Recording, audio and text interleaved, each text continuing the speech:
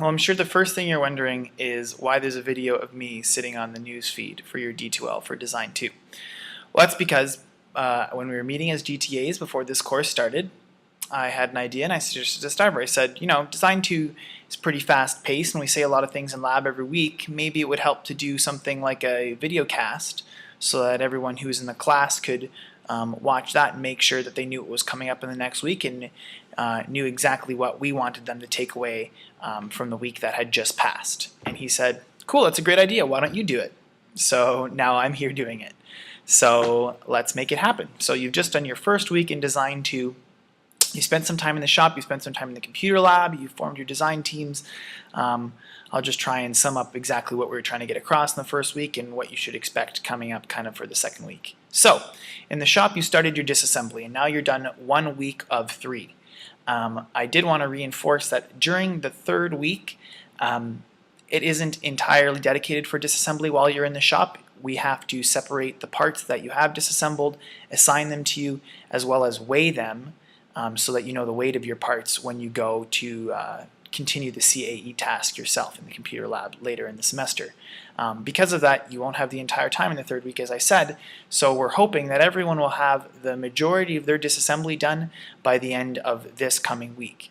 So that there might be a few things to take apart in the third week, but we can really get that sorting out process and weighing process done so we're not keeping everyone here past 5:30, which I'm sure none of you want to do on any of the days. Another thing just to keep in mind with the shop disassembly task is that it's a hands-on task and it's something that you just don't have to worry about. We want everyone to get their hands on, to be taking things apart, to be getting familiar with tools. If last week, you'd been taking the notes for the group, well, this week, why don't you, pick up a screwdriver or something else and really get in there so that everyone gets a turn disassembling. And make sure that, you're keeping track of how you're disassembling things. I just wanted to say personally, when I was in this class, we took a lot of pictures and we thought that would be the best way to put things back together. And pictures seem really obvious when you're doing it the first or second week. And then when you look back, week 10, week 11, seeing a picture of a certain part of your device isn't necessarily that obvious to understand how it all goes together. So try and use a number of strategies. Pictures are great. Numbering systems are great. Some sketches might help. All kinds of things. That, I think, will be the best approach for you to really be able to assemble it properly in X later. The second component that we did this week was we were in the computer lab and we introduced you to an X 7.5.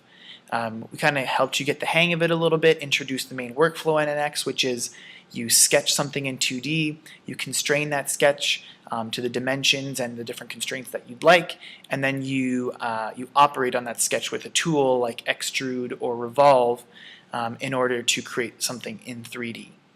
And then we showed you the tutorials. Now we're expecting that those tutorials will be completed by you by your lab section this week. That's pretty important. We move pretty quick in NX just like we move pretty quick in a lot of the other parts of the course, and there is a quiz coming up in week 3, so we're going to be teaching new stuff this week in class, so we're expecting that you'll have pretty much mastered what the tutorials covered. Now there are 2 tutorials. There's a 2D drawing tutorial as part of that list that we gave you, as well as I think the last one that don't really apply for now, but the rest of them should be done. And just a reminder that you were working to a computer, and it might seem obvious when you were watching your partner, oh yeah, okay, you just click there and do that, but it's really different to be using the mouse yourself and to be driving on the computer than it is to just be watching someone. So if you didn't have the opportunity to really do those tutorials hands-on yourself, maybe you should take some time and do them before your next lab section. NX is installed on all the computers in the school, or nearly all of them, so if you go to 2313, the new computer lab with the 30-inch monitors that we're all waiting for should be online in the next day or so. So you have tons of places to practice. We really suggest that you do that for yourself. The last thing that we did this week was we got you into your design teams. We said, get to know each other, exchange your information, exchange your schedules, and plan something of some sort of a meeting with your group in the next day or two after the lab section that you were in. And that's because design, again, just gets going really quickly and there's a lot to do. But we cautioned you and we said, Don't go all willy-nilly and just start brainstorming and come up with a million ideas. I know it's really easy to just hear about the problem. We're moving pennies from point A to B and we have to use the wind, and to just shoot off a bunch of ideas. You already have a sweetheart and you don't even really know kind of the background information that you need to know in order to properly brainstorm and pick ideas. So at this point, I think the groups should be thinking about things like, well, you're using wind energy. How much energy is in that wind? You know the speed. Can you calculate how much energy is in that wind? If you know how much energy is there, how much of it do you think you can actually capture? How much does a penny weigh?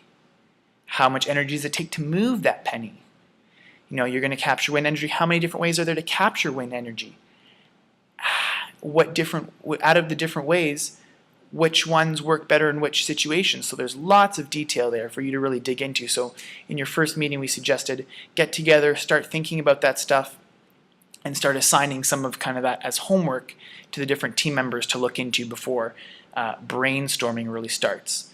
The other thing that I stressed in my sections, and I'm sure the other TAs did as well, was to get on the design document. Stiver has put together a 25-page document with 2 pages of appendix on everything that you need to know for this design project, and it is literally the Bible in terms of the design project. So I think that you would be not a proper contributing member to your team if you hadn't read that document before you really start working together as a team, because that contains all the information you need to know, and if you're not up on what's in that document, you won't be able to make the proper suggestions to your teammates and really contribute in a meaningful way. So if you haven't already, you need to read that document, and this won't be the last time you read it. I almost read it on a bi-weekly basis.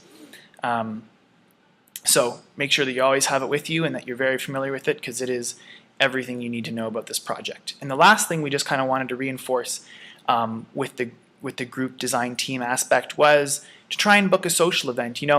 Working with a bunch of strangers that you've randomly been assigned to is very different than working with someone that you're comfortable with. And we understand that you might know some people in your group, but you might not know others. So we've suggested, if you look around the table and you think, yeah, we're a bunch of people who would really enjoy going to the Brass Taps and getting a pint, then do that. Go get to know each other a little bit, find out, what you like, what you don't like. If you think, we're a bunch of people who want to get together and play euchre, that's great too. You want to go play squash, whatever.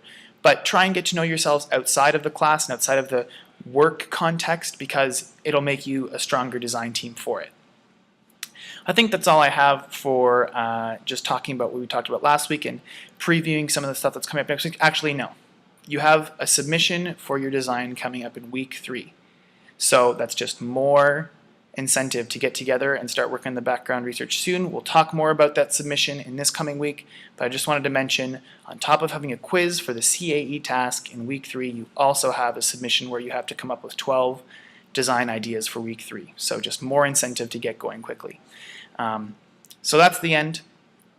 We're going to try and do this every Wednesday, and even try and get it up on iTunes U so you can subscribe to it as a podcast. But if that never happens, then at least you'll be able to see it on your D2L newsfeed. So that's it for this week. Have a good week working on design. Later.